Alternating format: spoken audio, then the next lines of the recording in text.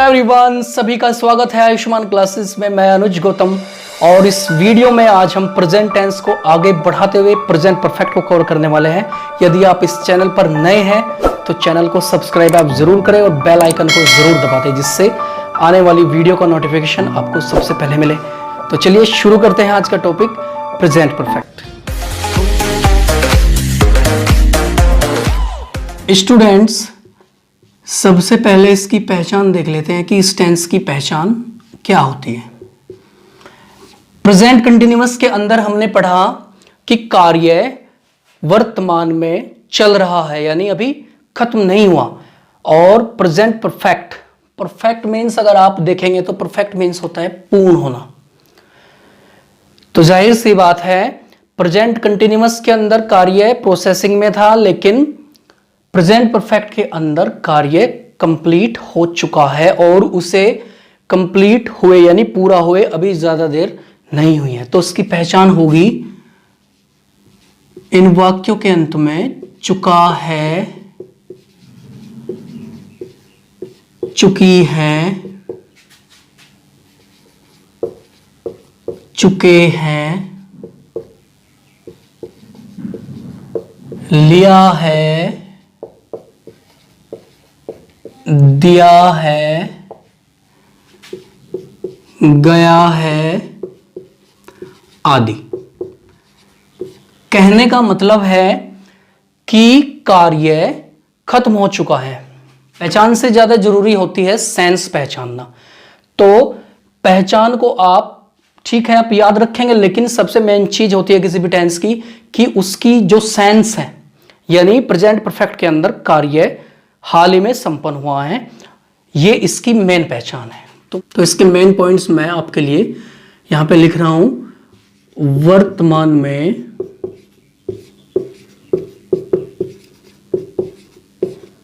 कार्य का पूर्ण होना, तो ये इसकी खास बात है, ये बात आपको ध्यान रखनी है। तो चलिए अब देख लेते हैं इसके रूल्स के लिए मैंने आपको बताया था कि किसी भी टेंस को करने के लिए हमें एक सीक्वेंस फॉलो करनी होती है। सबसे पहले इस टेंस के अंदर हम अफर्मेटिव सेंटेंस करेंगे, उसके बाद नेगेटिव, फिर इंटरोगेटिव फर्स्ट टाइप और उसके बाद सेकंड टाइप। तो अफर्मेटिव के लिए अगर आपका सब्जेक्ट सिंगुलर नंबर है तो उसके लिए आप सब्जेक्ट हेल्पिंग वर्ब के रूप में हैज और वर्ब की थर्ड फॉर्म का प्रयोग करेंगे प्लस ऑब्जेक्ट। ये बन गया आपका सिंगुलर सब्जेक्ट के लिए फॉर्मूला। इसी तरीके से प्लूरल के लिए subject helping verb have plus verb की थर्ड फॉर्म प्लस ऑब्जेक्ट। इन बात को आप रट लीजिए जहां भी आप परफेक्ट को करेंगे, यानी प्रेजेंट परफेक्ट हो या पास्ट परफेक्ट या फिर फ्यूचर परफेक्ट, इन तीनों टेंसेस में वर्ब की थर्ड फॉर्म का प्रयोग होता है। यह ध्यान रखने वाली बात है। तो ये बन गए हमारे अफर्मेटिव के फॉर्मूलेज और इनकी सहायता से आप किसी भी वाक्य को आसानी से बना सकते हैं। मैंने बताया प्रेजेंट परफेक्ट के लिए यानी कार्य समाप्त हो चुका है। जैसे एग्जाम्पल, जैसे वह दिल्ली गया है, वह दिल्ली गया है, यानी दिल्ली जा चुका है, तो कार्य समाप्त हो चुका है। तो वह ये हुआ आपका सब्जेक्ट और जाना यानी गया ये होगी आपकी वर्ब और दिल्ली होगा आपका ऑब्जेक्ट। चूंकि आपका सब्जेक्ट सिंगुलर है तो सिंगुलर के लिए इस फॉर्मूले को आप यूज करेंगे, यानी ही हेल्पिंग वर्ब हैज, जाने के लिए थर्ड फॉर्म, फर्स्ट फॉर्म क्रिया के तीन रूप होते हैं, फर्स्ट फॉर्म, सेकंड फॉर्म और थर्ड फॉर्म। गो, वेंट, गोन। तो तीसरा जो रूप होगा वो गोन के रूप में होगा। और दिल्ली एक निश्चित स्थान है और किसी भी निश्चित स्थान की ओर इशारा करने के लिए हमेशा प्रीपोजिशन टू का प्रयोग किया जाता है। तो he has gone to Delhi, ये आपका आंसर होगा।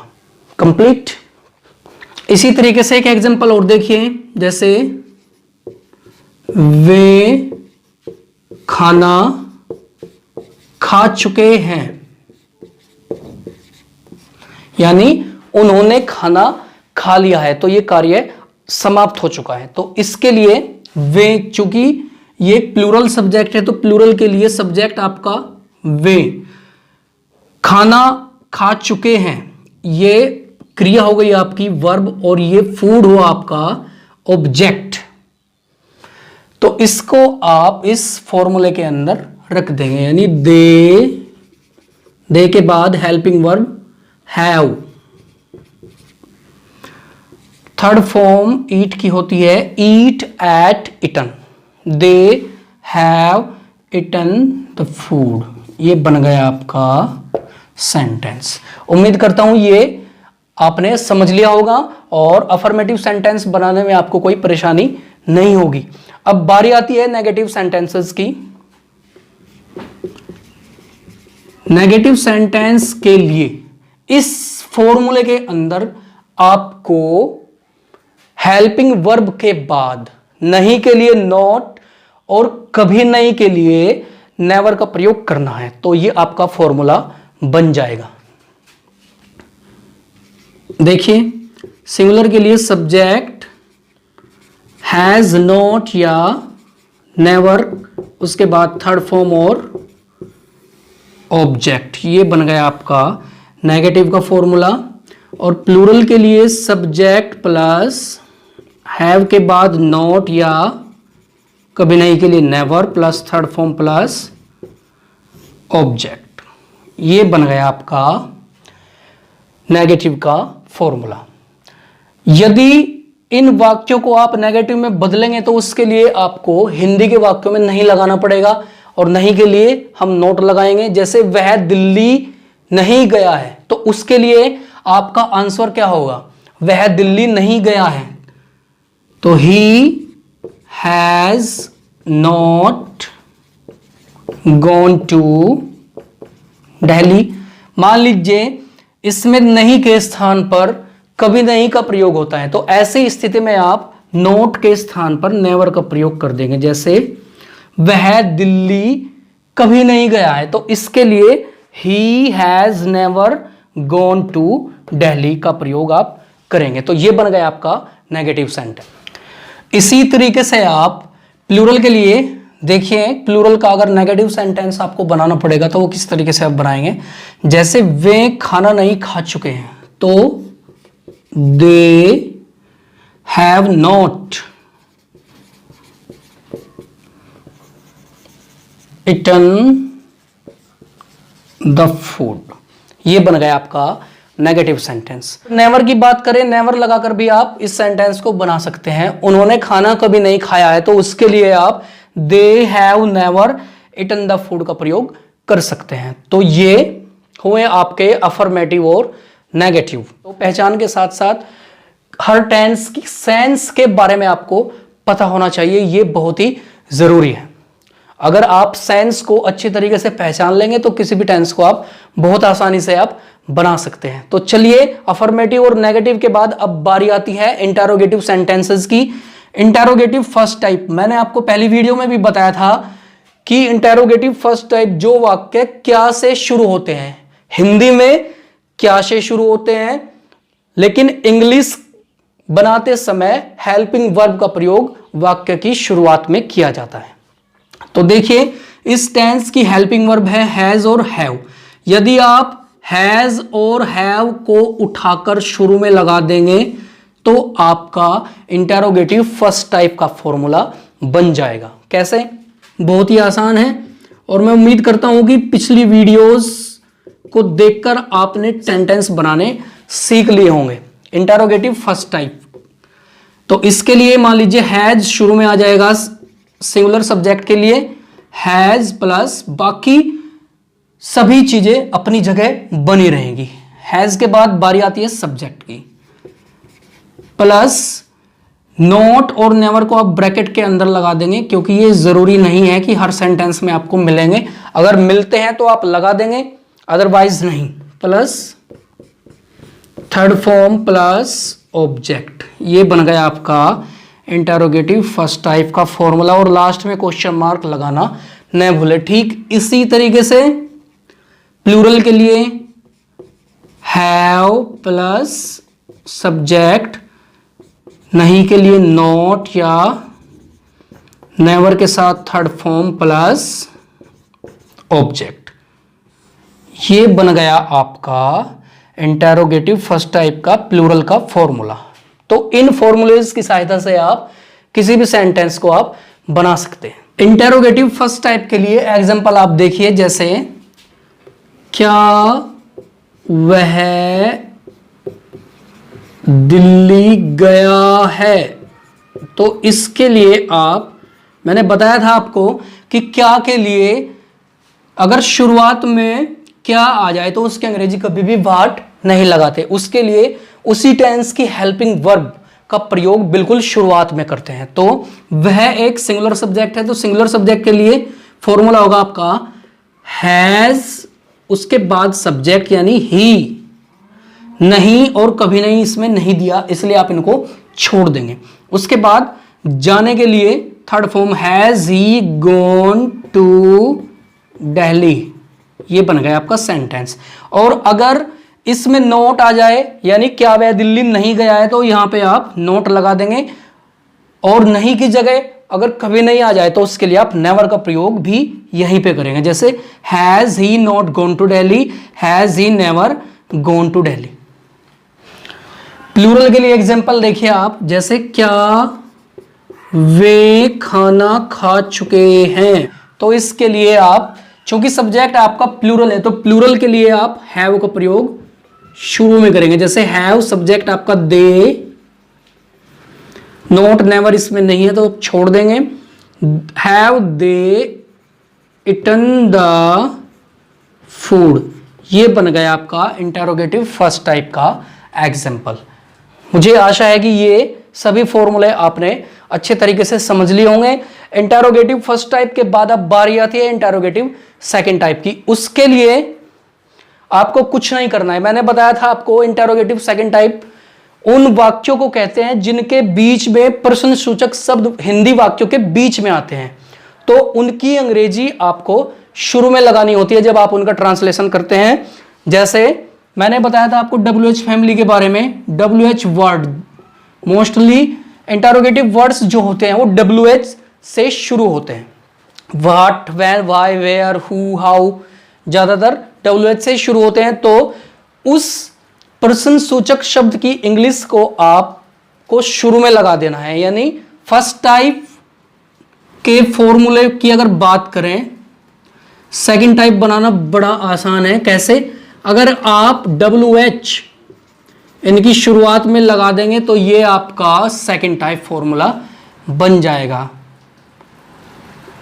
बहुत ही आसान है और ये बन गया आपका सेकंड टाइप। चलिए एग्जांपल देख लेते हैं। जैसे वह दिल्ली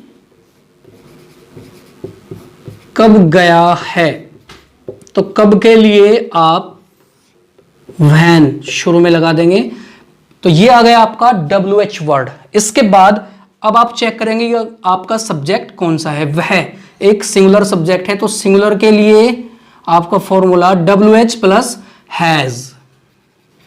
उसके बाद सब्जेक्ट, नॉट नेवर को छोड़ दीजिए, इस वाक्य में नहीं दिया गया।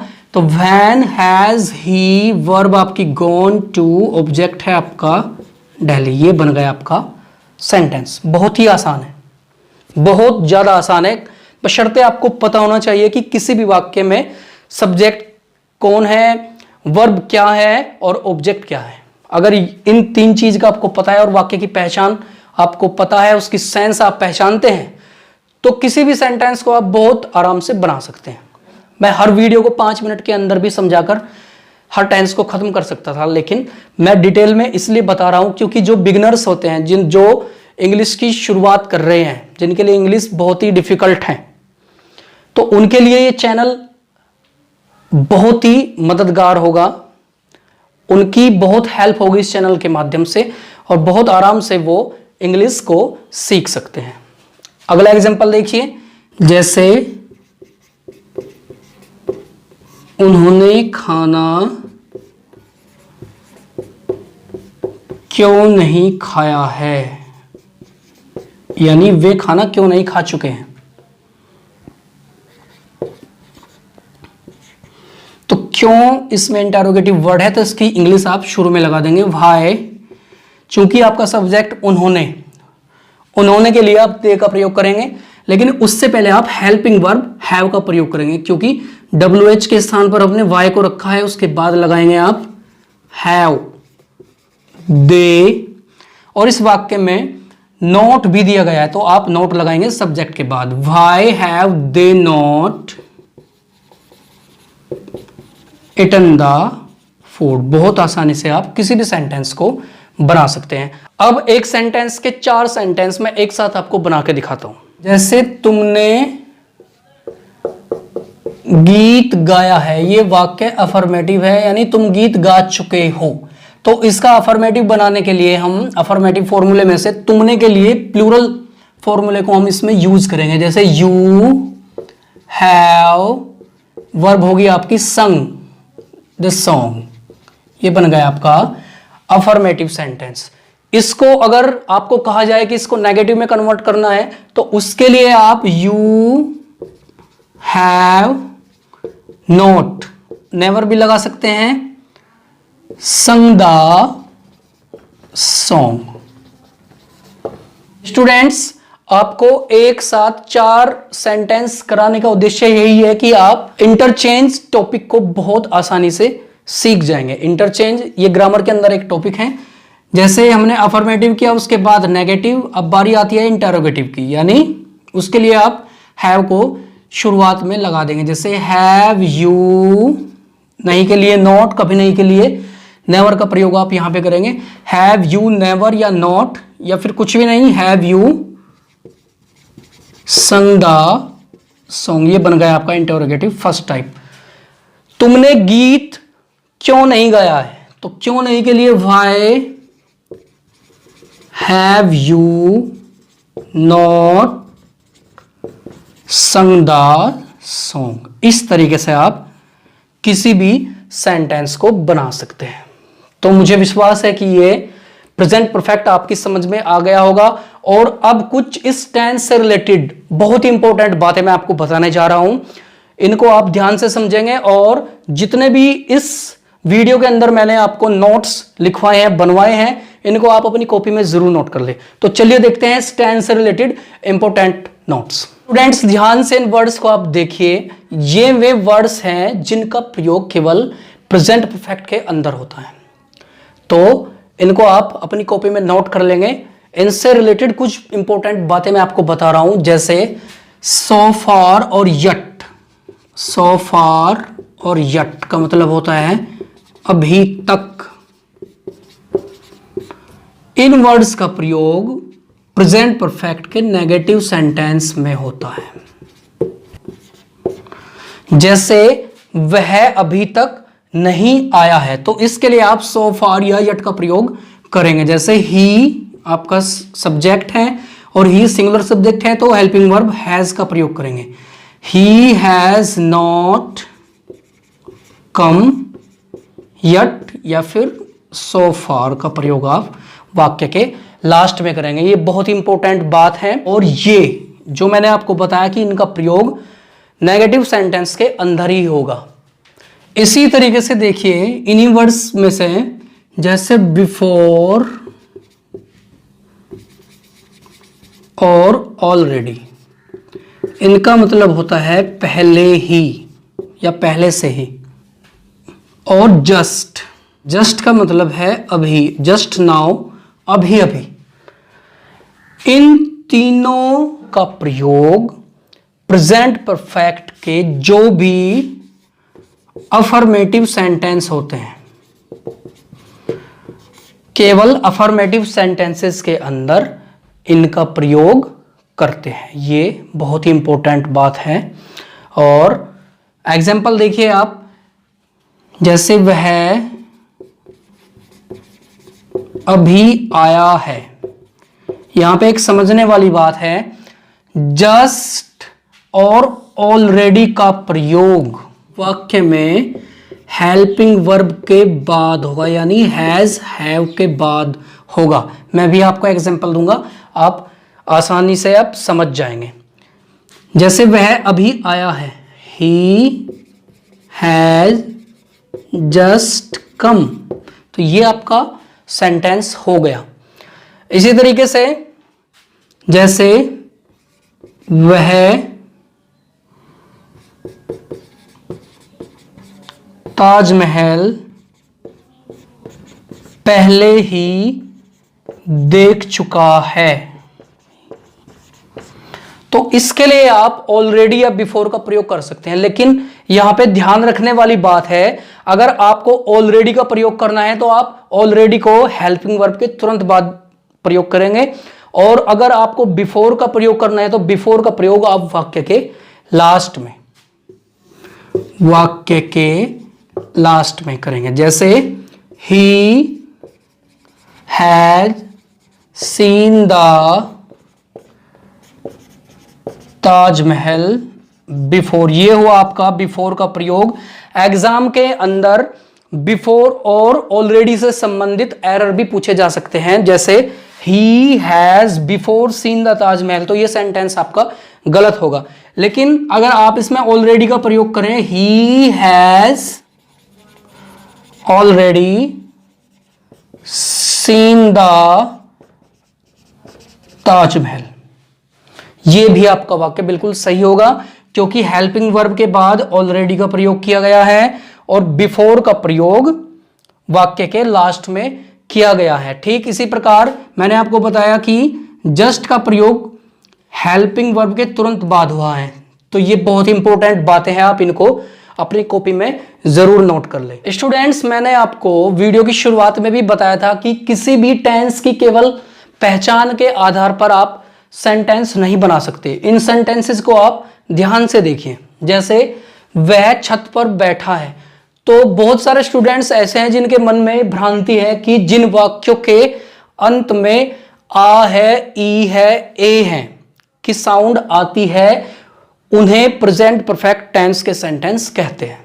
तो इस वाक्य को आप ध्यान से देखिए, वह छत पर बैठा है, आ है की आवाज इस वाक्य के लास्ट में भी आ रही है, लेकिन आप इसकी सेंस देखिए, वह छत पर बैठा है, बैठा है यानी कार्य अभी चल रहा है, तो जो कार्य वर्तमान में चल रहा है वो प्रेजेंट परफेक्ट नहीं होगा। पिछली वीडियो में मैंने आपको बताया था प्रेजेंट कंटिन्यूअस में कि कार्य वर्तमान में चल रहा है, तो ये सेंटेंस प्रेजेंट कंटिन्यूअस में बनेगा। बहुत इंपॉर्टेंट बात है। तो he is sitting on the roof, आपका जो करेक्ट सेंटेंस होगा वो ये होगा, जबकि बहुत सारे स्टूडेंट इस वाक्य को प्रेजेंट परफेक्ट के अंदर बना देंगे। इसी तरीके से वह दरवाजे पर खड़ा है, आ है की साउंड आ रही है, लेकिन अभी वह दरवाजे पर खड़ा हुआ है यानी कार्य प्रोसेसिंग में है, तो ये भी प्रेजेंट कंटिन्यूअस में ही बनेगा। He is standing at the door, ये आपका राइट आंसर होगा। इसी तरीके से अगला सेंटेंस देखिए, बहुत इंपॉर्टेंट है। सबसे पहली वीडियो में बताया था आपको कि जिन वाक्यों के अंत में ता है, ती है, ते हैं आदि शब्द आते हैं उनको प्रेजेंट इंडेफिनिट में बनाते हैं। इसके लास्ट में भी ता है आया हुआ है, जबकि इसकी आप सेंस समझिए। तुमने खेत जोता है यानी तुमने कुछ समय पहले कोई कार्य शुरू किया था और वो कंप्लीट कर लिया, और उसके बाद ये बात कही जा रही है कि तुमने खेत जोता है यानी तुम खेत जोत चुके हो, तो ये सेंस। इसलिए मैं इस बात पे जोर दे रहा हूं कि वाक्य की पहचान के साथ साथ आपको हर सेंटेंस की, हर टेंस की सेंस के बारे में पता होना बहुत ही जरूरी है। तो ये वाक्य भी प्रेजेंट परफेक्ट के अंदर बनेगा। कैसे? तुमने खेत जोता है, यू हैव प्लोड द फील्ड, जबकि प्रेजेंट इंडेफिनिट के अंदर इस वाक्य को ऐसे बनाया जा सकता है जैसे तुम खेत जोतते हो। बिल्कुल सही बात है, तुम खेत जोतते हो, यू प्लो द फील्ड, लेकिन तुमने खेत जोता है यानी तुम खेत जोत चुके हो, तो ये प्रेजेंट परफेक्ट में ही बनेगा। एक और सेंटेंस देखिए, वह इस मकान में रहा है। रहा है, रही है, रहे हैं, ये पहचान होती है प्रेजेंट कंटिन्यूअस की, लेकिन इसकी भी सेंस आप ध्यान से समझिए। वह इस मकान में रहा है यानी वह इस मकान में रह चुका है। बहुत इंपॉर्टेंट बात है। और मैं उम्मीद करता हूं कि इस वीडियो को देखने के बाद में इस टाइप के सेंटेंस बनाने में आपको कोई भी परेशानी नहीं होगी। जैसे he has lived in this house, तो ये आपका सेंटेंस बनेगा। इन सेंटेंसेस को आप नोट कर लें अपनी कॉपी में, बहुत ही इंपॉर्टेंट है। तो मैं उम्मीद करता हूं कि पूरी वीडियो आपने अच्छी तरीके से देखी होगी और समझ लिया होगा, और प्रेजेंट परफेक्ट से रिलेटेड सारे सेंटेंसेस आप बहुत आसानी से बना देंगे। तो ये थी आज की वीडियो अगर आपको पसंद आई है तो इसको लाइक करें, शेयर करें, और यदि चैनल पर आप नए हैं, पहली बार मेरी वीडियो देख रहे हैं, तो चैनल को आप सब्सक्राइब जरूर कर ले ताकि आने वाली वीडियो का नोटिफिकेशन आपको सबसे पहले मिले। और ये कुछ सेंटेंसेस मैं आपको दे रहा हूं, इनको आप एक्सरसाइज के रूप में करेंगे। तो चलिए मिलते हैं फिर अगली वीडियो में, तब तक के लिए अपना ख्याल रखें। Thank you.